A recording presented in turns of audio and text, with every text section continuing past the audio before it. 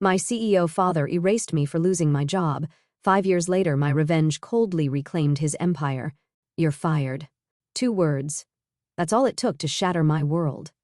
I sat across from David Bennett, my boss of 7 years, as he delivered the news with clinical detachment. The global financial company I had devoted my life to was restructuring, and my position as senior investment director was being eliminated. Your severance package will be generous, David continued, not meeting my eyes. 3 months' salary plus benefits. HR will email you the details. I didn't cry. Emma Harrison doesn't cry, not even when her carefully constructed life starts crumbling around her. Instead, I stood up, smoothed my pencil skirt, and walked out of that glass-walled office with my head held high. The whispers followed me all the way to my desk. Of course they did. In the cutthroat world of Wall Street, news of someone's downfall spreads faster than stock prices during a market crash. I packed my belongings into a single cardboard box. 7 years of 82-hour weeks, missed family events, and sacrificed relationships reduced to a few personal items and a potted plant. My phone buzzed. Speaking of family, is it true? My sister Victoria's voice dripped with barely concealed glee. Did you really get fired? I shouldn't have been surprised. She already knew. Victoria had always had an uncanny ability to sniff out other people's misfortunes, especially mine. News travels fast, I replied, keeping my voice steady. Oh, Emma, she sighed with mock sympathy. What are you going to do now? You know how Dad feels about failure. Yes, I knew exactly how William Harrison, CEO of Harrison Global Investments, felt about failure. He'd made it clear our entire lives that success was the only acceptable outcome. Second place is just the first loser, he'd say. Now his eldest daughter had become exactly that, a loser. I'll figure something out, I said, ending the call before she could respond. But figuring something out proved harder than I expected. The financial crisis had hit the industry hard, and jobs were scarce. My impressive resume suddenly felt worthless as rejection after rejection rolled in. Overqualified, they said. Looking for someone with different experience, they explained. 2 months into my job search, I sat in my father's mahogany-paneled office, swallowing my pride as I asked for help. Absolutely not, he said, not even looking up from his computer. I didn't build Harrison Global by hiring failures. Dad, please. I just need a temporary position until... He finally looked at me, his steel gray eyes cold. Until you embarrass this family further? Your sister warned me this would happen, said you were too ambitious, too reckless with your investments. My stomach churned. Of course Victoria had been poisoning Dad against me. She'd always resented that I had climbed higher in the financial world than she had, even if it wasn't at the family company. I wasn't reckless. I defended myself. The market changed. Everyone was caught off guard. Everyone except successful people, he corrected. Everyone except your sister, who wisely stayed within Harrison Global where I could protect her. Everyone except your brother James, who's about to make partner at his law firm. The comparison stung, just as he knew it would. Victoria, the beautiful daughter who had stayed at Harrison Global, now held the position of vice president. James, the golden boy, was rising through the ranks at one of New York's most prestigious law firms.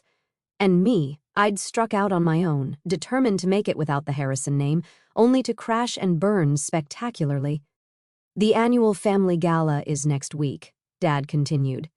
I think it's best if you don't attend. We don't need rumors about your situation overshadowing Victoria's promotion announcement. I stood up, my legs shaking slightly. So that's it? I'm just being erased from the family because I lost my job?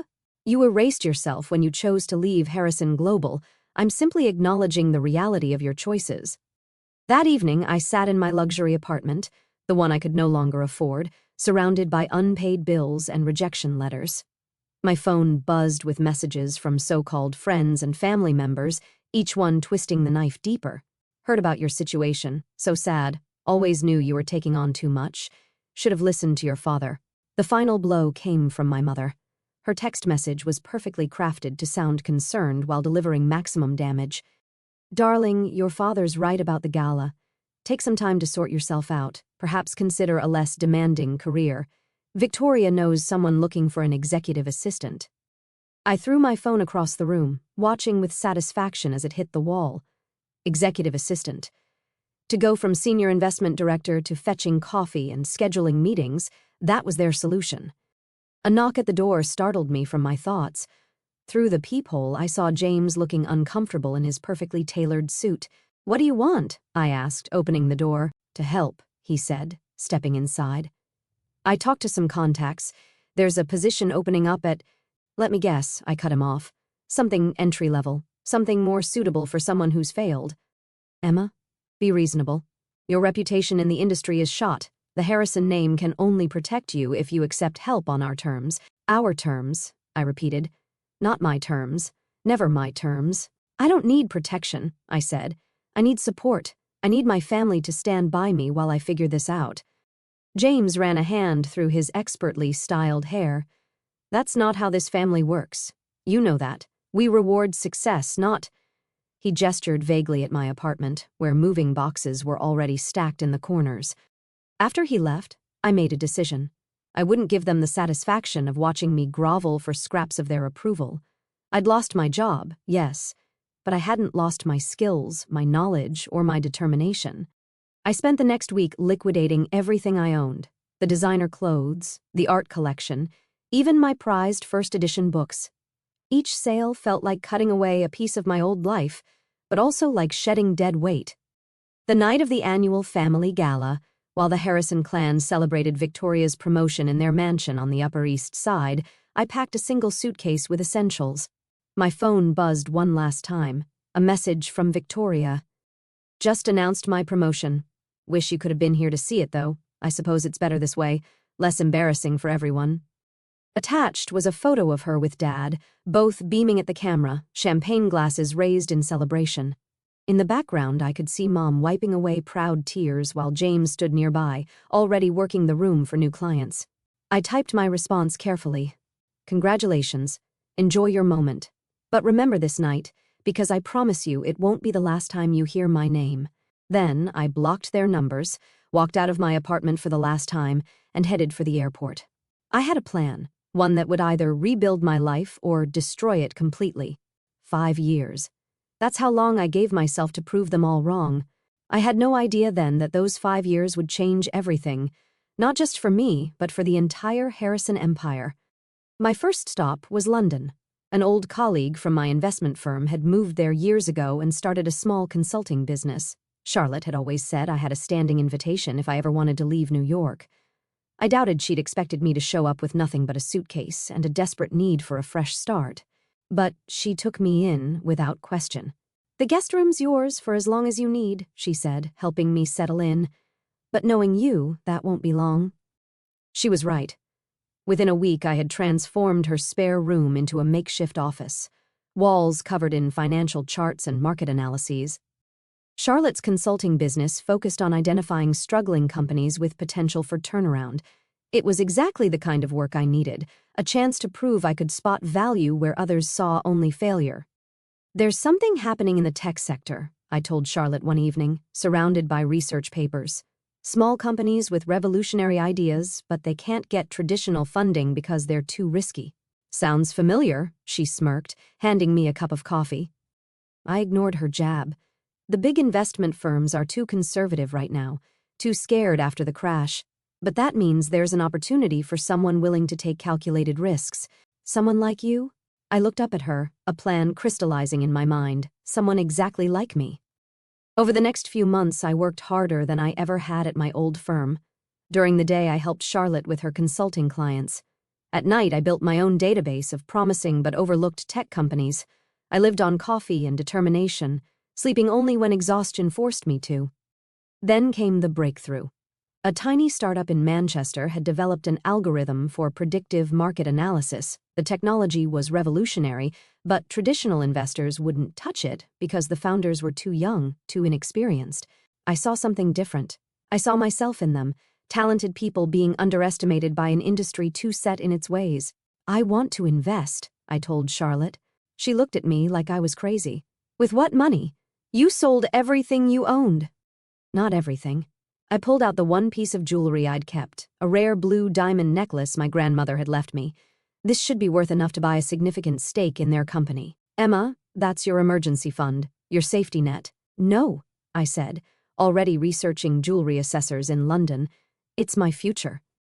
The necklace sold for £300,000. I invested every penny in the Manchester startup, becoming their primary advisor in the process. Within 6 months, their algorithm had caught the attention of major financial institutions. Within a year, they were acquired by a leading tech company for £15 million. My stake was worth $3 million. But more valuable than the money was the reputation I built. Other struggling tech companies started reaching out, desperate for someone who understood both finance and innovation. I launched Monarch Enterprises, named after the butterfly that emerges transformed from its chrysalis. Charlotte joined as my partner, bringing her consulting expertise and client network. We moved into proper offices in the City of London, hired a team of analysts, and started building something revolutionary, a company that specialized in finding and nurturing overlooked potential. 3 years after being thrown out of my family's world, I sat in my corner office reviewing our latest acquisition. Monarch Enterprises had grown beyond anything I'd imagined, with offices in London, Singapore, and Dubai. Our portfolio of companies was worth over $200 million, and we were just getting started. My phone rang, a number I didn't recognize with a New York area code. Miss Harrison?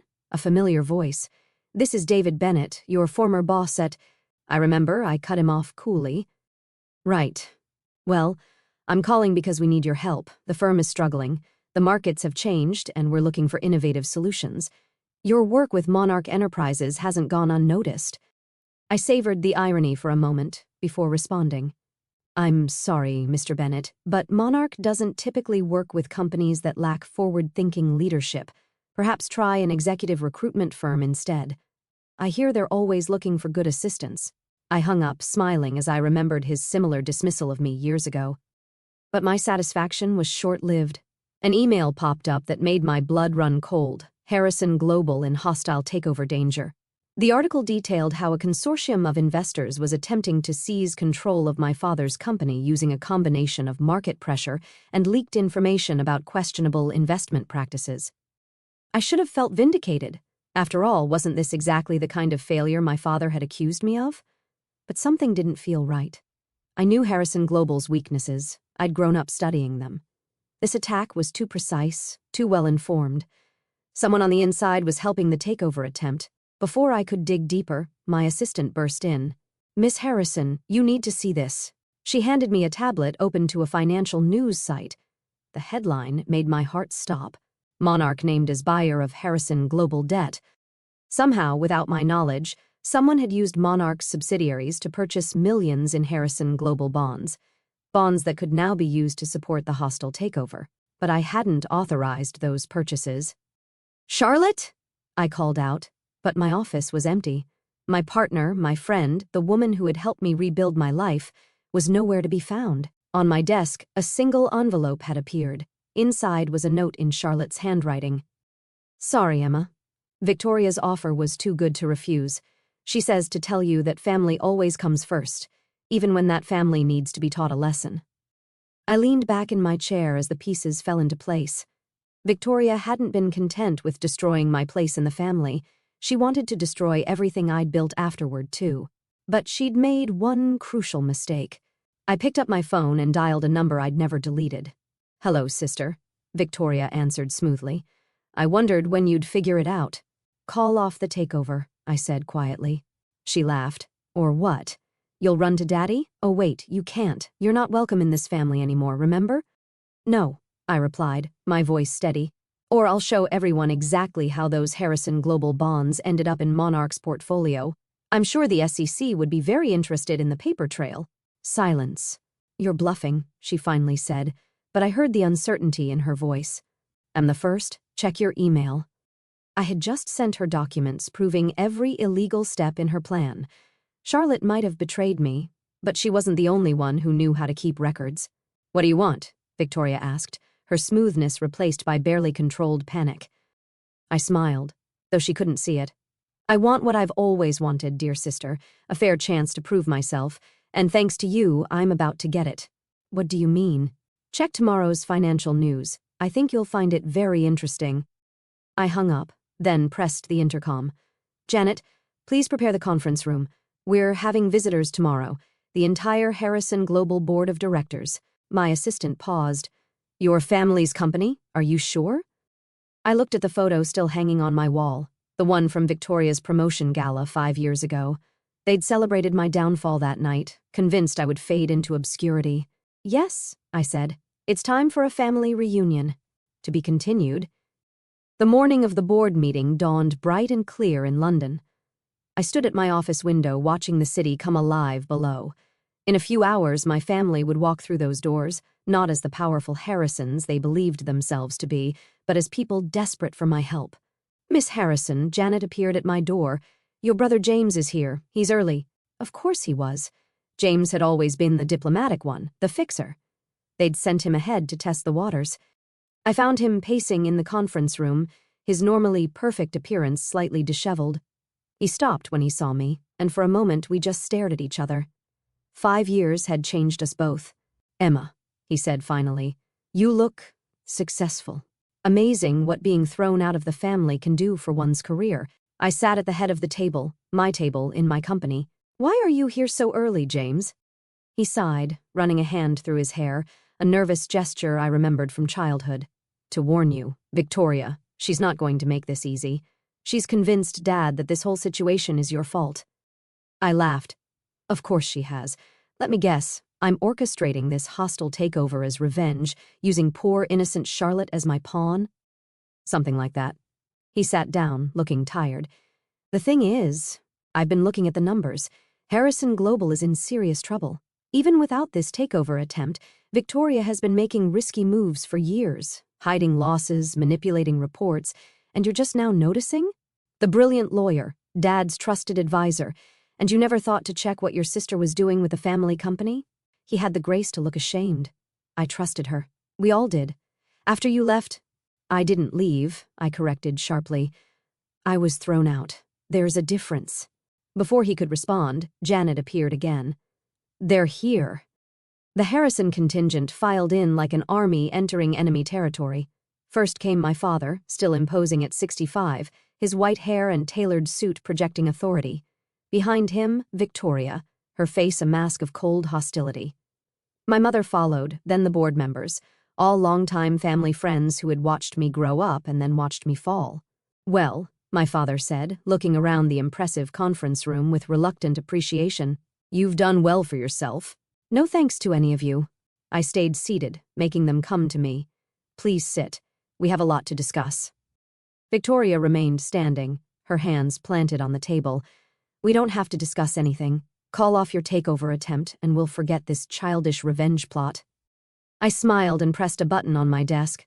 The large screen behind me came to life, displaying financial records, transaction histories, and email correspondence. You mean like how you forgot to report these losses to the board? I asked sweetly. Or how you forgot to mention using company funds for personal investments? Or perhaps how you forgot to disclose your offshore accounts? The color drained from Victoria's face. Behind her, board members began murmuring, peering more closely at the damning evidence. That's confidential information, she sputtered. How did you— Charlotte may have betrayed me, I cut in, but she's not the only one who knows how to keep records. Did you really think I wouldn't have safeguards in place? That I wouldn't investigate why my own company was suddenly buying Harrison Global bonds? My father stood up, his face darkening. What exactly are you implying? I'm not implying anything, Dad. I'm stating facts. Victoria has been systematically looting Harrison Global for years. The hostile takeover? She orchestrated it herself, planning to buy back control at a fraction of the cost using her hidden accounts. She just needed a scapegoat. Me. The board erupted in chaos. Victoria tried to speak over the noise, but years of evidence kept scrolling across the screen, undeniable in its detail. Enough, my father's voice cut through the commotion. He turned to Victoria, his expression thunderous. Is this true? For the first time in her life, Victoria had no smooth response, no clever manipulation. Daddy, I can explain.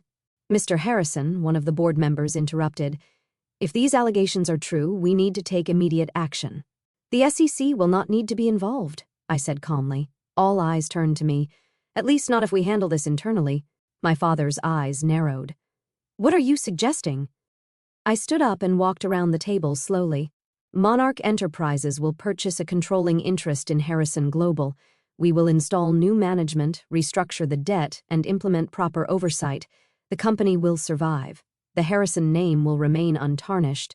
And Victoria, I paused, looking at my sister, will resign, effective immediately. You can't do this, Victoria whispered. Actually, I can. And unlike you, I'll do it legally. My father sank into his chair, suddenly looking every one of his 65 years. You take control of my company after all this time? No, Dad, I'm saving your company. There's a difference. I returned to my seat. You have 1 hour to decide. Otherwise, these documents go to the SEC and the Harrison legacy becomes a cautionary tale in financial ethics. The next hour was the longest of my life. I sat in my private office while the board debated, watching London traffic flow beneath my window. James came in briefly. For what it's worth, he said quietly, I'm sorry. For 5 years ago. For not seeing what Victoria was doing. For everything. I nodded but didn't respond. Some wounds take more than words to heal. Finally, my father entered. He looked smaller somehow, less like the titan who had dominated my childhood and more like an old man who had just discovered his world wasn't what he thought. The board has approved your proposal, he said stiffly. Victoria has resigned. We'll announce the restructuring tomorrow. I turned to face him. He met my eyes, and for the first time I saw something new there, respect. I was wrong, he said. About you, about everything. Yes, I said simply. You were. He moved to leave, then paused. That night at the gala, when we celebrated Victoria's promotion, you said we'd hear your name again. I did. I didn't believe you then. I couldn't imagine. He gestured around my office, taking in everything I'd built. I couldn't imagine you proving me wrong so spectacularly. After he left, I sat alone, emotions warring inside me. I'd won. I'd proven them all wrong. The prodigal daughter had returned in triumph just as I'd promised, but victory felt different than I'd imagined. A knock at my door interrupted my thoughts. My mother stood there, looking uncertain. The caterers want to know about Sunday dinner, she said. I blinked, confused. What? Family dinner. We've missed so many. She twisted her hands together. I thought, maybe, if you're not too busy. I looked at her. Really looked at her. She'd aged these past 5 years, worry lines etched deeper around her eyes. How much had she known about Victoria's schemes? How much had she worried about the daughter she'd helped cast out? I'll have to check my schedule, I said finally. But maybe. She nodded, understanding this was as much as I could offer right now. Change wouldn't happen overnight. Trust, once broken, takes time to rebuild. 1 month later, I sat in what had once been my father's office at Harrison Global. The view of New York was exactly as I remembered, but everything else had changed. Victoria had fled to the Cayman Islands, living off whatever funds she'd managed to hide. James had returned to his law practice, but now he called regularly, rebuilding our relationship one conversation at a time. My father had stepped down as CEO, taking an advisory role instead. We met weekly to discuss business, our conversations slowly expanding to include more personal matters.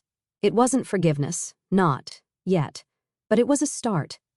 Monarch Enterprises continued to grow, its reputation only enhanced by the skillful handling of the Harrison Global situation. Charlotte's betrayal had hurt, but it had also taught me valuable lessons about trust and vigilance. My assistant, still Janet, who had followed me from London, brought in the morning papers. The headline spoke of Harrison Global's remarkable turnaround, praising the mysterious Emma Harrison's business acumen. But it was the small envelope sitting on top that caught my attention. Inside was an invitation to the annual family gala being held next month. At the bottom, in my father's handwriting, this time you're not just invited, you're the guest of honor. I smiled, remembering that night 5 years ago when I had walked away with nothing but a suitcase and a promise to prove them wrong. I'd done more than that. I'd proven myself right. I picked up my phone and dialed my mother's number. About Sunday dinner, I said when she answered. I'll be there. Sometimes, I've learned, success isn't just about proving others wrong. Sometimes it's about being strong enough to let them admit they were wrong, and wise enough to know when to build bridges instead of burning them. I looked out at the city skyline, thinking about the scared, angry woman who had left New York 5 years ago. She'd wanted revenge. But what I'd found instead was something far more valuable: redemption. Not just for myself, but for my whole family.